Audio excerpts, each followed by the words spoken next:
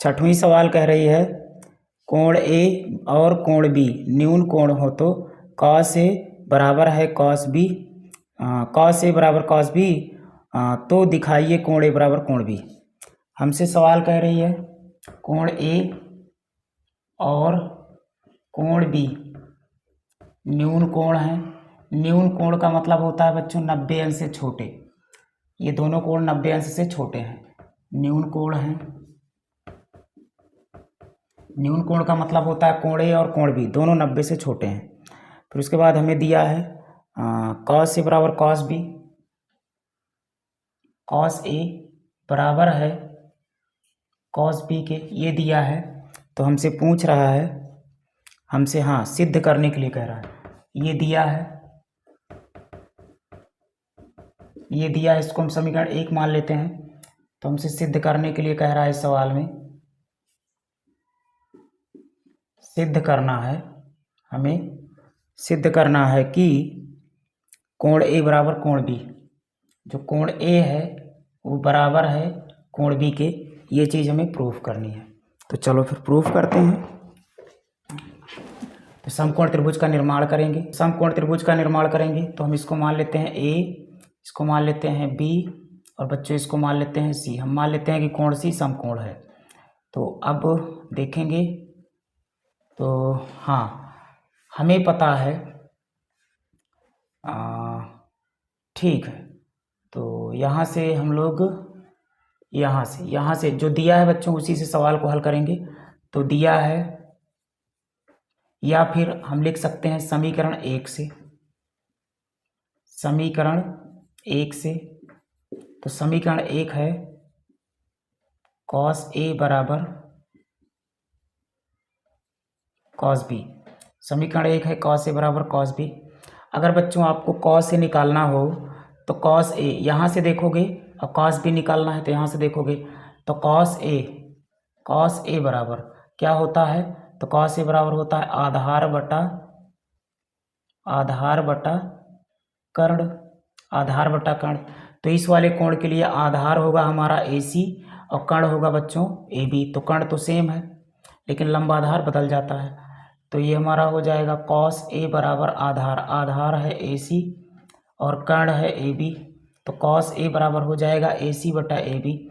इसी प्रकार हम कॉस बी भी निकाल लेते हैं। तो कॉस बी बराबर आधार बटा कर्ण। अब देखेंगे बच्चों तो कॉस बी का मान हम यहाँ से निकालेंगे B से। तो B के लिए आधार BC होगा, कर्ण AB ही होगा। तो ये हो जाएगा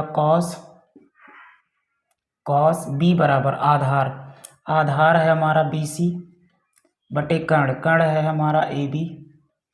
चलो मान रखेंगे, यहाँ मान रख देंगे। तो जहाँ कॉस ए है वहाँ पे हम लोग रख सकते हैं AC बटा AB और जहाँ कॉस B है वहाँ रख सकते हैं BC बटा AB। तो यहाँ रखेंगे तो ये हो जाएगा AC बटा AB बराबर BC बटा AB, इतना हो जाएगा। अब पक्षांतर करेंगे इसको हम, तो इसको हम पक्षांतर करेंगे तो बच्चों AB से AB कट जाएगा और यहाँ बचेगा AC बराबर BC, ये हमारा बच जाएगा। अब AC बराबर है BC के, यानी कि AC बराबर है BC के। और अगर दो भुजाएं बराबर हैं तो बच्चों समान भुजाओं के सम्मुख कोण समान होते हैं। यदि किसी त्रिभुज की दो भुजाएं बराबर हैं तो उन दोनों भुजाओं के सामने के जो कोण होते हैं वो भी बराबर हो जाते हैं। ये नियम होता है, समान भुजाओं के सम्मुख कोण समान होते हैं। तो बच्चों भुजा AC के सम्मुख कोण कौन सा है, कोण B है। और भुजा BC के सम्मुख कोण है हमारा A। तो AC के सामने कोण B है। तो ये हो जाएगा हमारा कोण B बराबर BC के सामने है कोण A। तो कोण B बराबर हो जाएगा कोण B बराबर हो जाएगा कोण A के, यानी इसको हम घुमा के लिख सकते हैं कोण A बराबर कोण B।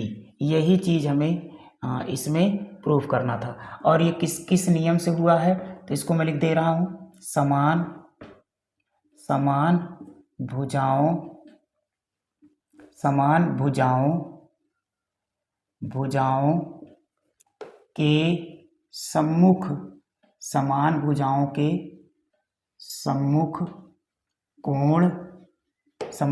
के सम्मुख कोण समान होते हैं, समान भुजाओं के सम्मुख कोण समान होते हैं। ये हो जाएगा बच्चों आपका प्रूफ। और ये जो नियम हमने लिखा है बच्चों, ये कक्षा 10 कक्षा 9 का नियम है। समान भुजाओं के सम्मुख कोण समान होते हैं और समान कोण के सम्मुख भुजाएं भी समान होती हैं। तो इस तरह से सवाल आपकी प्रूफ होती है।